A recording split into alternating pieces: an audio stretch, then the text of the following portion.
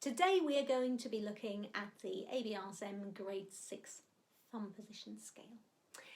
I think this is a really good opportunity for us actually to first of all have a little look at how to create a really good basic thumb position setup, because it's very likely that as you're learning the scale you are just starting out in thumb position. So let's really get the basics right.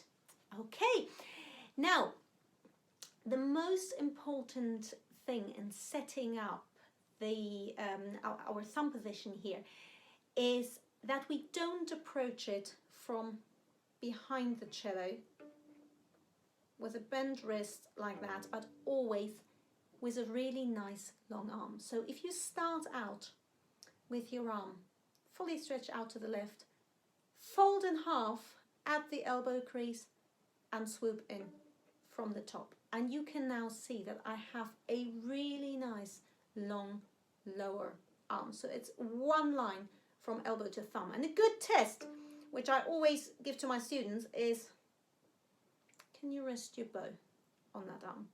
If you can, it means your arm is nice and long and you will have a really strong foundation. If the bow falls down because it's like that, it means you don't. Yeah, so work on that first. Work on getting that nice straight arm before anything else. Now let's actually look a little bit at the thumb itself here. So we want to be across both strings, across the A and the D string. So there are two contact points really. One for me is pretty much here where the bone is, yeah, where the knuckle is, and that it just gives you natural, it gives you a good sort of natural resting point. The other one really goes sort of halfway across the nail, and you will find initially that this will be quite uncomfortable. If you're new to this, it's really, it'll be quite sore for a bit.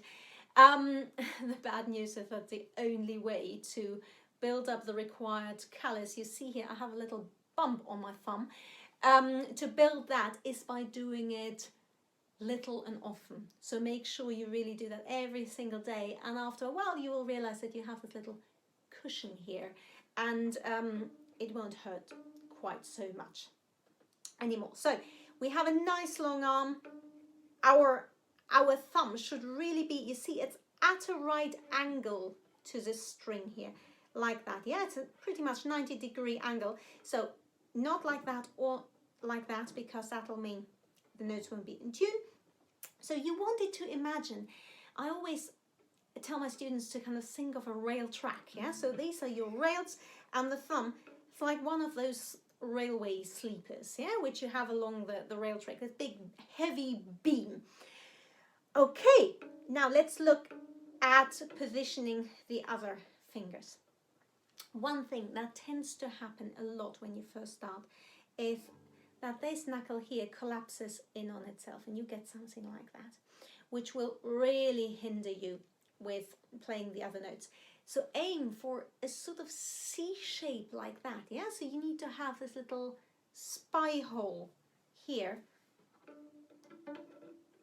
So all your fingers are really standing nice and firm here, and you're not collapsing in on yourself.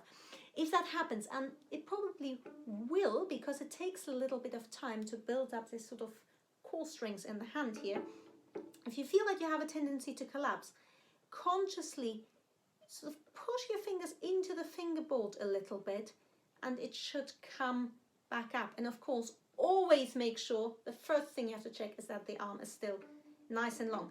So aim for this C shape here. Yeah, so when I look through mine, I can actually see the F hole of my cello down there. Okay, so that's a little bit about the basic setup. Before we do the actual scale, as ever, as in all the other ones, we always need to prepare the whole position. So when I first start that with my students, I always say, play the D, and by the way, don't play the harmonic, play the actual note, because the harmonic, there's probably a sort of half-inch radius where you can get the harmonic, and if you're not fully in the right place, then your other fingers won't be in the right place. So get into the habit of stopping the notes properly. Yeah, so always set up the whole position. So what I ask my students to do is to play that, to play the upper D, making sure that there's a nice C-shaped spy hole here. And once you've got that, once you've got the whole octave set up, then you are good to go. And I would strongly advise you to make sure when you do the exam that you set up in the same way, obviously silently, just tapping before you start, and then there should be absolutely no accidents. Okay, it's a simple 1 octave scale, no slurs or anything required. Be sure here to be quite near the bridge, because the sounding string length, if you compare it to the open string, has been reduced by half now. So the string is not very long anymore. So the closer you play to the fingerboard, the shorter it will be, and it will sound sort of quite nasal. So you want to be nice and close to the bridge. Okay? The hand doesn't collapse.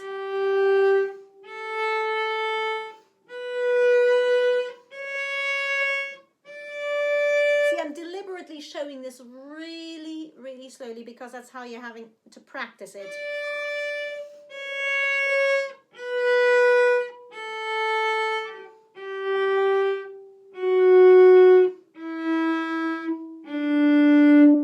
And as I'm saying in lots of my other videos on scales and arpeggios, practice it with gaps to really anticipate the pitch of the next note. So stop, imagine the next note. What does that F sharp have to sound like once you can hear it? Or you can even sing it if you want to. You're good to go. And really make sure that if it's not 100%, correct it until it is, and you'll be making much, much faster progress.